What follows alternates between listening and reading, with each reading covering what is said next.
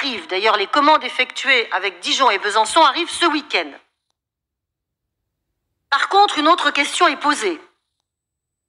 Celle de la mise à disposition de masques de tissu pour la population. À l'occasion du déconfinement progressif qui se prépare. L'État n'a pas encore fait connaître sa doctrine en la matière. Un jour, probablement, tout un chacun pourra acheter les masques dans tel ou tel commerce. En attendant, rien n'est vraiment clair. Aussi ai-je préféré anticiper dans un souci de protection et de précaution. Je pense d'abord à notre responsabilité pour les scolaires par le biais des transports. C'est pourquoi je vous proposerai un amendement consacré à de nouvelles commandes.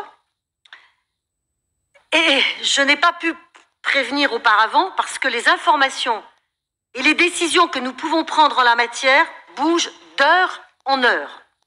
J'ai fait en sorte que pour la date du 11 mai, nous ayons des disponibilités de masques qui pourront bénéficier aux scolaires et aussi être proposés aux petites communes qui n'ont pas la possibilité d'effectuer des commandes suffisamment importantes pour trouver preneur auprès des fabricants qui sont de plus en plus sous pression.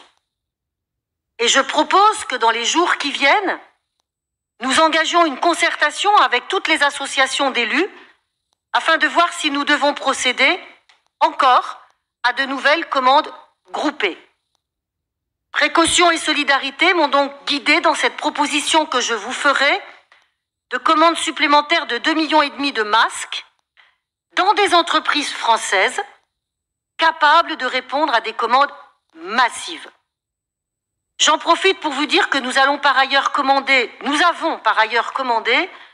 des masques de tissu pour les salariés de la région auprès des entreprises de notre région qui se sont lancées dans la fabrication et dont je salue la réactivité. C'est aussi ce souci de solidarité qui m'amènera à vous proposer au mois de mai un soutien conséquent de notre collectivité à Emmaüs France. Emmaüs France naît du terrible hiver de 1954 et qui depuis cette date n'a jamais eu recours aux dons des particuliers ou des institutions, mais qui est violemment percuté dans son travail d'entreprise sociale dédié aux plus démunis par l'arrêt des activités qui permettent en temps habituel d'aider les plus précaires de notre société à tenir debout. Je viens donc d'évoquer la perspective du déconfinement. Nous sommes tous en attente de directives nationales. Mais nous savons d'ores et déjà que c'est à partir du 18 mai que nos lycées seront rouverts pour les classes de première et de terminale.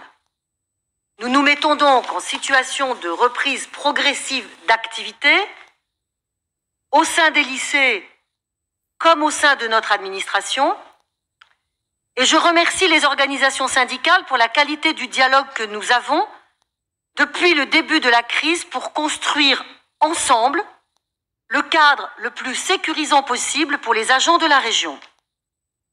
Alors ne seront pas concernés par cette reprise d'activité, évidemment, les agents vulnérables, ainsi que ceux ayant des enfants à garder.